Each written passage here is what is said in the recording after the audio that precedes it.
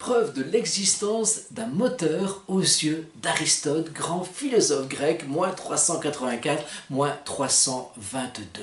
Nécessité, dit-il, d'un moteur. Syllogisme, majeur, mineur, conclusion. Majeur, il y a du mouvement dans l'univers. Mineur, or tout ce qui se meut est mu par quelque chose qui s'appelle moteur, car un mobile ne peut pas passer de la puissance à l'acte sans un agent extérieur. Donc, il y a un moteur actionnant l'univers. 2.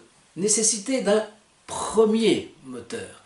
En effet, si ce moteur qui meut l'univers est lui-même mu par un autre moteur, qui est lui-même mu par un autre moteur, qui est lui-même mu par un autre moteur, on va régresser comme ça à l'infini et finalement on n'aura pas de fondement solide, de base, d'origine à proprement parler. Si vous accrochez votre manteau à un porte-manteau, qui est lui-même accroché à un porte-manteau, qui est lui-même accroché à un porte-manteau, qui est lui-même accroché à un porte-manteau, à mon avis, votre manteau ne va pas beaucoup tenir. Il faut donc un premier moteur tout à fait immobile et qui dégage une énergie folle. Justement, c'est l'acte pur. 3. Nécessité d'un moteur considéré comme acte pur. Il y a une énergie infinie qui est déployée, qui est développée par ce premier moteur, qui n'a pas de commencement, qui n'a pas de fin, qui est infini, qui est éternel.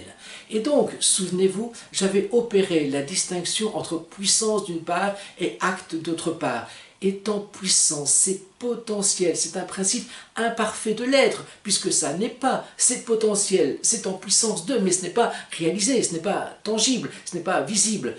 Acte, au contraire, principe parfait de l'être. Donc, ce premier moteur doit être acte pur. Voici maintenant l'argument téléologique qui prouve ou prouverait l'existence de Dieu.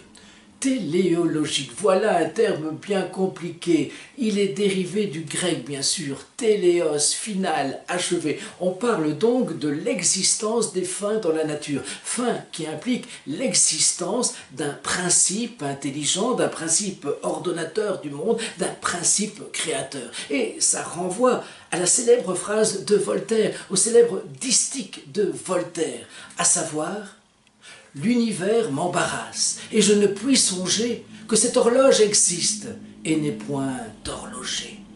Pas d'horloge sans horloger. Une autre manière encore de décrire l'argument téléologique. Il y a de l'ordre dans la nature.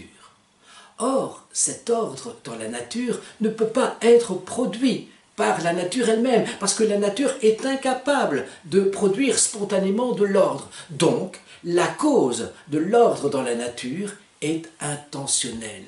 En d'autres termes, il y a un projet divin, il y a un dessein divin dans la nature, dans le monde.